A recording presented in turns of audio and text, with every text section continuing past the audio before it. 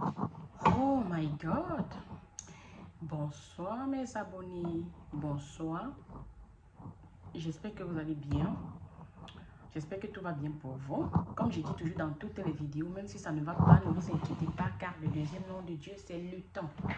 Donc, de plus en plus, je deviens rare. À peine je fais des vidéos. J'ai la volonté de faire, j'ai la volonté de vous faire des contenus, mais c'est pas facile de gérer les enfants, le foyer. C'est très compliqué de faire les vidéos, bref, avec les enfants. C'est vraiment très compliqué. C'est pourquoi dans beaucoup de vidéos, comme je dis, vous allez entendre la voix de mes enfants. Parce que tout le temps, parfois, je n'ai pas le choix que de faire avec eux. Même si je les sensibilise, ne parlez pas, mais toujours, ils finissent toujours par faire des bruits et puis le son sort dans la vidéo. Donc, j'espère que vous allez bien. Moi, quant à moi, je vais super bien mériter. Ça se voit que je vais bien. Donc, je vous reviens avec un story time. En même temps, en sensibilisant. En fait, surtout nous, je parle plus précisément, nous les Africains. Franchement, c'est vraiment avec beaucoup de peine que je fais cette vidéo. J'ai tellement mal et la blessure y est encore. Vraiment pas, pardon. Je vous en supplie. C'est une prière que je fais. Changeons de mentalité. Changeons vraiment de mentalité. Moi, je ne comprends pas l'attitude. Bref, mon story time, c'est quoi? Quand j'étais enceinte dernièrement, c'est toujours au cours de cette année, pas loin de moi, il y a une activité communautaire qui se fait tous les mardis. Donc, normalement, là où l'activité est située, c'est une distance de 4 à 5 minutes à voiture. Donc, je marche à pied. En temps normal, si je n'avais pas de difficultés, parce que j'étais presque à terme, c'est à peine si je marchais. Donc, je vais souvent à pied. Mais ce jour-là, cette journée-là, j'ai décidé donc de prendre le Uber. Pour ceux qui ne connaissent pas Uber, c'est pas la publicité de Uber que je fais. Pour ceux qui ne connaissent pas le Uber, c'est une application où tu peux commander le taxi en ligne. Donc, j'ai donc commandé le taxi. Et quand je sortais de chez moi, j'avais un portefeuille. J'avais mon portefeuille, je vais vous présenter tout de suite. J'avais mon portefeuille et à l'intérieur de mon portefeuille, il y avait mes cartes. J'avais mes cartes bancaires, j'avais mes cartes professionnelles, j'avais de l'argent comme une somme de 500 $ et plus. Et puis j'avais un sac et dans le sac, donc j'avais mon portefeuille et j'avais une perruque parce que bon, en passant, vous voyez la perruque que j'ai sur les cheveux. En passant, je vends des perruques. C'est derrière beauty.com. Donc vous pouvez passer vos commandes. Après, je vais épingler le lien en dessous de la vidéo. Après, ça va terminer la vidéo, bien sûr.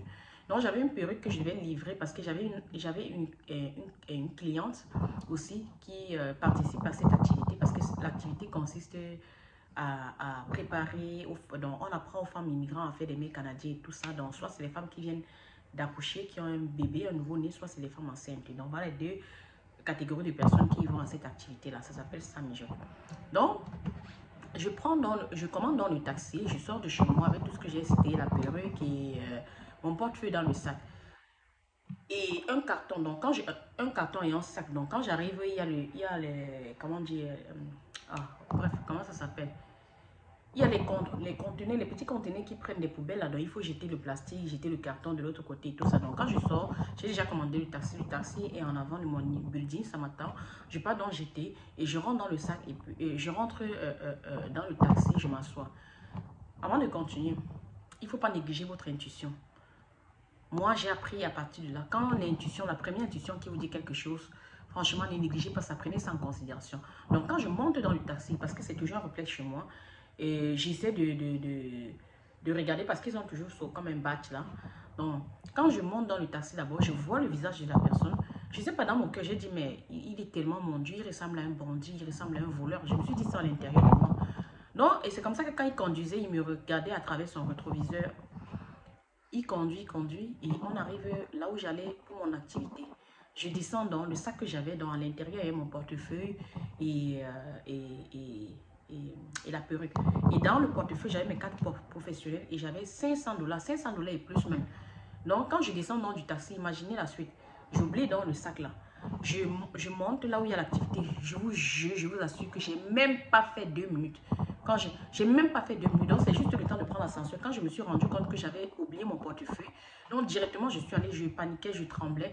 Donc la dame qui est là, qui s'occupe des services communautaires et tout ça, en fait c'était une bénévole qui travaille, qui a l'habitude d'être là-bas, qui m'a dit donne ton téléphone, qui est rentré dans l'application et qui a contacté le chauffeur. Je dis, comme je vous dis, c'est une histoire en 2 minutes. Et puis, on appelle le chauffeur au téléphone, oui. La dame que vous venez de déposer juste là laissé le sac dans votre auto. Il dit non, il n'a pas vu le sac. Non, il dit d'abord qu'il a porté un client, qu'il vient de déposer un client. Donc, quand tu regardes le nombre de minutes, même si quand il roulait avec moi, il a eu à accepter une course, je ne pense pas qu'en 2 minutes, il peut être parti chercher le client jusqu'à aller déposer le client. Donc, c'est qui était déjà louche. Donc, ça veut dire qu'il montait. Parce que même s'il avait porté, parce que parfois avec Uber, parfois quand on est en train de conduire, c'est possible qu'il prenne un client, sachant qu'à me déposer, après il va aller chercher un autre client. Mais quand je regarde la marge de minutes, c'était juste comme 2 minutes. Dans le temps qu'on l'appelle, quand on l'appelle, directement il dit, je viens de déposer un client, je n'ai pas vu. Donc là, j'ai su que mon intuition m'a pas trop, c'est un bandit, il a volé mon sac. Parce que ça se voit même dans la caméra. Je suis même allée là où je faisais mon activité. La superviseure de là est partie regarder sur les caméras quand j'entrais. Quand j'entrais, je n'avais rien. Ça veut dire que j'avais laissé dans le taxi. J'avais laissé dans le taxi qui m'a pris, dans le Uber qui m'a pris. Donc, c'est resté là-dedans. Mais lui dit, donc, comme il n'y avait pas de preuves et tout ça, donc tu ne peux pas juste accuser. Donc, on m'a demandé d'appeler la police. Donc, comme je vous disais tantôt, on m'a demandé d'appeler la police. Quand j'appelle la police me dit d'aller en ligne, que est-ce que la personne est-ce que j'ai des preuves? J'ai dit non, j'ai oublié dans un taxi. Ils disent que non, je ne peux pas faire ce genre de rapport. Ils m'ont conseillé d'appeler les banques, vu que j'avais mes cartes bancaires à l'intérieur du portefeuille. Donc, c'est comme ça que j'ai appelé les banques. Et puis, chose surprenante vraiment dans ça, c'est qu'il y a l'une de mes cartes de crédit que la personne avait déjà commencé à utiliser. Bon, Dieu merci, la banque m'a remboursé le montant utilisé. C'était pas grand-chose, c'était peut-être 57 dollars, 57 ou 67 dollars, quelque chose comme ça. Mais la banque m'a remboursé. Vraiment, c'est décevant, c'est vraiment très marrant, nos attitudes. Moi, je ne comprends pas comment tu peux prendre. Et puis, il a sorti l'argent. Et puis, au lieu de le jeter même aux alentours, la même journée, vers 21h, mon mari et moi, on est allés. Il a dit, allons un peu regarder là où tu faisais l'activité. On est monté pour regarder si peut-être il essayait de jeter même mon portefeuille aux alentours. Moi, j'étais obligée de refaire tout à zéro. Donc, comme je disais, je vais vous présenter. Vous voyez cette enveloppe, par exemple. Regardez cette enveloppe. Ça m'a été envoyé par la poste. Ça, c'est mon portefeuille dont je vous parlais là. Comme je vous dis, à l'intérieur, il y avait toutes les cartes.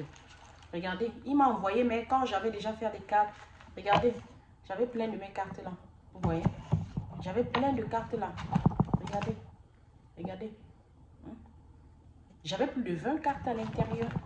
J'avais mes cartes professionnelles, mes cartes bancaires, tout. J'ai dû faire tout, reprendre tout à zéro. Regardez. Regardez. J'ai dû reprendre tout à zéro.